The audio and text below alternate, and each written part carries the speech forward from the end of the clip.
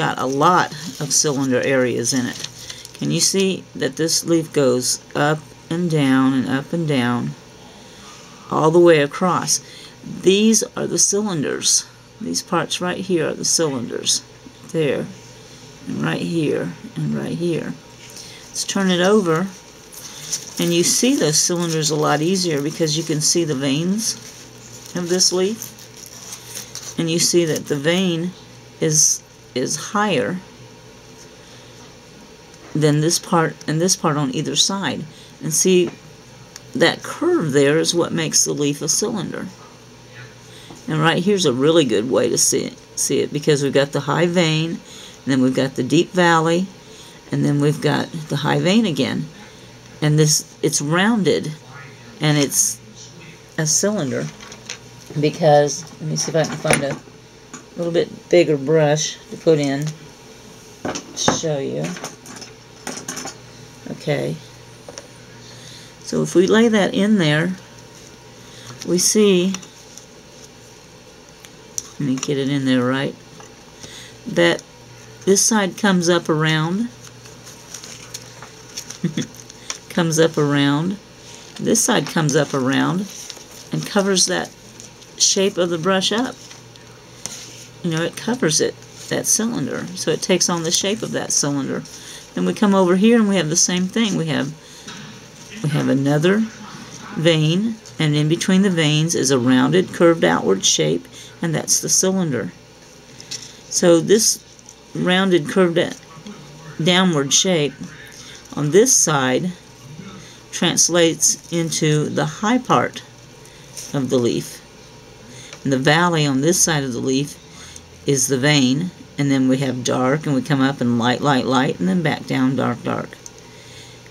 Dark, dark, dark, light, light, come around to dark. That's the cylinder shape in a leaf. That's why we call a leaf shape a cylinder. And maybe you can go to Michael's or Hobby Lobby and find some pieces of leaves and check this out.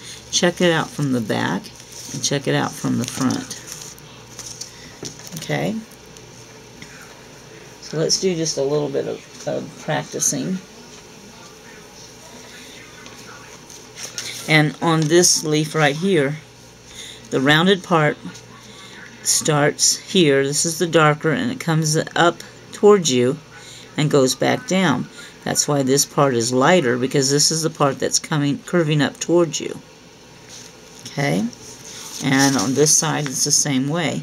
This is the coming off the vein, and this is the lower part, and this part's coming up towards you and curving and then going back down.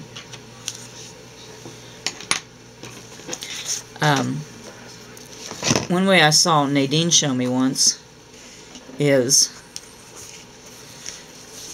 like this with the paper towel. It's flat, but you put that curve in it, and then it becomes three-dimensional, because we have a part that's down in the shadow, a part that's up near the sunlight, and then on the other side we have a part that's down near the shadow again. So that's, let's see if I can hold it. Let's do it this way. There we go. So we have the part that's in shadow, and then we have the part that's up in the sunlight. And that's how we make leaves ripple. That's how we make flower petals ripple. That's how we make folds in a cloth. And then I'm going to pull this cylinder thing out, and you can see that it's the shape of it's still there.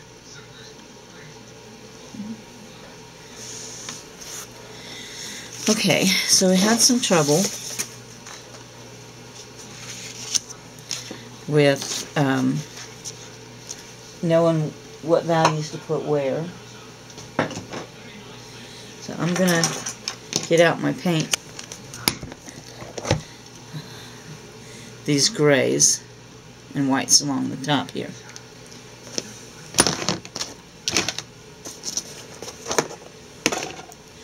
So I'm going to set this off to the side.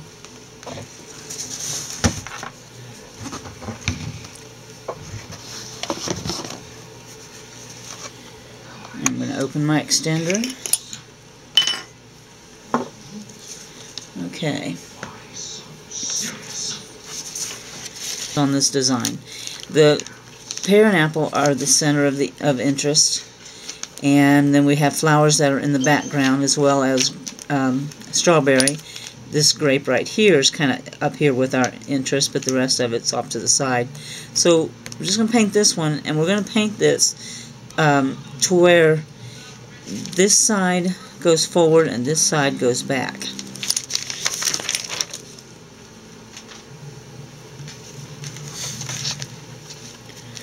Okay. I'm going to use the filbert because that's what I feel the most comfortable with. And I'm going to start out, you know, you have different schools of thought on this, but I have found that I seem to do kind of well if I have first put down a base coat. First I'm putting down extender, but if I first put down a base coat of medium. So I'm going to my medium gray, value 6.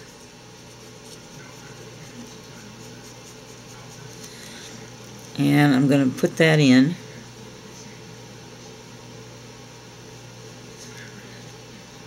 That in a couple of petals here. I'm not going to go too far.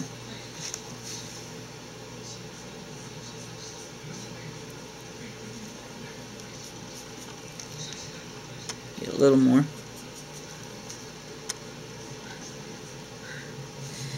Alright, now this should stay wet out here on my surface for a few minutes to give me time to do my blending. Very important. I'm going to pinch out the color out of my brush. Then I'm going to come back in and I'm going to go and get gray number 3.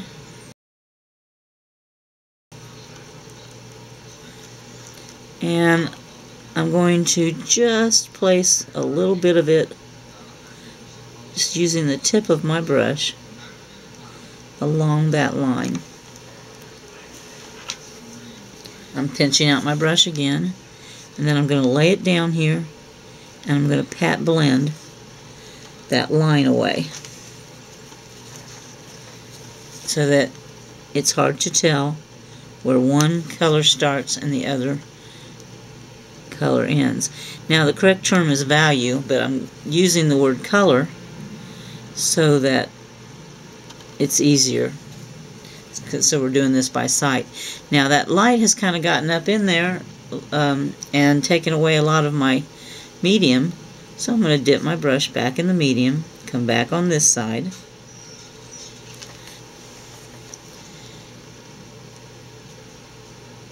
and softly, and I'm pulling way back on my brush, and I'm just tickling, just like you would tickle a baby's cheek. So, okay, so let's, okay, now let's tap in the light. There we go. Oh my gosh. Okay, so I got it on there, come back, half my brush in each color. Okay, my light is on there well. I feel like I've lost some of my dark, or my medium, and then I'm going to put it right back on, pinch wipe, and soften. Okay, now with this one, let's do the same thing.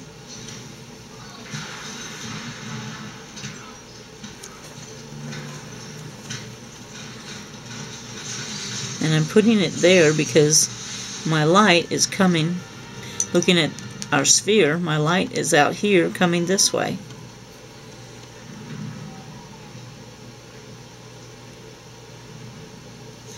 Okay, so there we have that contrast. Now we're going to get back towards the back of the flower. Make sure I know which one is a leaf and which isn't.